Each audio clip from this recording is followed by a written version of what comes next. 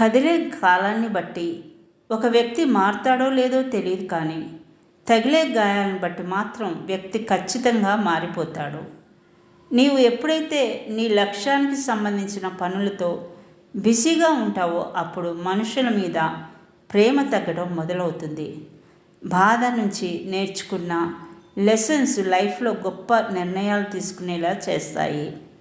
గుడి అనేది ఎంత అందంగా ఉన్నప్పటికీ, ఇల్లు అనేది ఎంత విశాలంగా ఉన్నప్పటికీ, అక్కడ దేవుడు, ఇక్కడ అమ్మ లేకపోతే రెండు వ్యర్థమే. అర్థం చేసుకునే తోడు ఉంటే అరణ్యంలో కూడా ఆనందంగా ఉండొచ్చని నిరూపించిన జంట సీతారాముడు.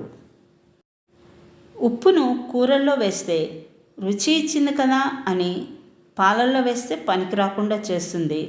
పదార్థాన్ని బట్టి, అవసరం పనిని బట్టి ప్రాముఖ్యత ఉంటాయి. కనుక నువ్వు ఎంత గొప్పవాడివైనా నీ అవసరం లేని దగ్గర మౌనంగా ఉన్నప్పుడే నీ విలువ పెరుగుతుంది. ప్రపంచంలో అందమైన వారిని మీరు ఎంచుకోవద్దు, మీ ప్రపంచాన్ని అందంగా మార్చేవారిని ఎంచుకోండి.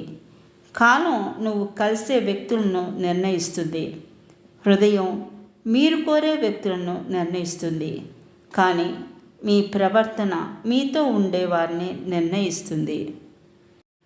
ఎవరో వస్తారు, ఏదో చేస్తారని ఎదురు చూడకు అన్నారు పెద్దలు. నీకోసం ఎవరు రారు, ఏది చెయ్యరు. నీకోసం నువ్వు అనుకున్నవి నువ్వే చెయ్యాలి. అది ప్రయత్నమైనా పోరాటమైనా. జీవితంలో సంతోషంగా ఉండాలంటే మతిమరుపు చాలా అవసరం.